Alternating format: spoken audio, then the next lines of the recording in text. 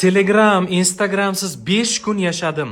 Nimalarni his qildim, aytib bersam siz ham haqiqat deb o'ylarsiz balki. Xullas, birinchi kun mana bu bosh barmoq telefonni qo'lga olishim bilan Instagram, Telegram ilovasini ustiga bosishga o'rganib qolganidan qo'lim ketib qolaverib bog'lab yashashimga to'g'ri keldi. Telefonni otib qo'ydim. Ikkinchi kundan boshlab quyidagilarni his qildim. Har kuni yotishdan avval 1 soat, 1,5 soat faqat telefon titkilaganim ortidan uyqum kechikkan, telefonsiz esa 11 da uxladim va ertalab 4:30 da avtomatik uyg'onadigan bo'ldim, uyquga to'yib. Keyin fikrladim, nima uchun?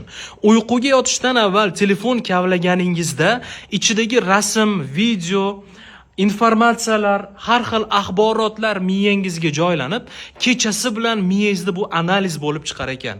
Miyangiz dam olmasdan ertalab turishingizga u informatsiyalarni joy-joyiga, saragini sarakka, puchagini puchakka qilish uchun to'xtamasdan ishlab chiqar ekan va uyquga to'ymasdan charchab uyg'onar ekansiz.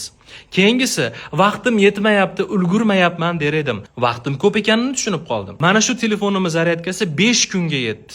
İnsanlar men qimmat telefonni kontent qilish uchun, ishim uchun kerakligi uchun olaman deb o'zini o'zi aldayotganini tushunib qoldim. Aksariyat, hamma ham emas.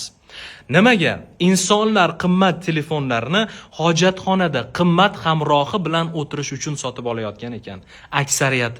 Aksariyat insonlar qimmat telefonlarda kimnidir videosini ko'rish va unga like bosish va kimnidir bo'lmas videolarni muhokama qilib o'tirish uchun qimmat telefon sotib olayotgan ekan. İnsanlar bilan samimiy muloqot hali mavjudligini tushundim. Odamlar bilan gaplashayotganda ko'zingiz telefonda, qulog'ingiz unda, u gapirsa deb qarab vaqt o'tkazyapsizmi? Samimiyatni yo'qotgansiz. Ko'z bu birinchi muloqot vositasi ekanligini his qildim. Ko'ziga tushib gaplashish boshqa baribir. Hozir ayollar bolasini emizgatib ham qo'lida telefon bilan o'tiribdi. Bu bolaga bo'ladigan e'tiborni kesuvchi eng yomon odat ekanligini his qildim. Va eng yomon xulosam, men birovlarni videolarini ko'rib, informatsiyalarni eshitib, ular uchun yashayotganimni tushunib qoldim. Markazda o'zim emasligimni, birovlar ekanligini his qila boshladim. Va bu eng yomon xulosa edi men uchun.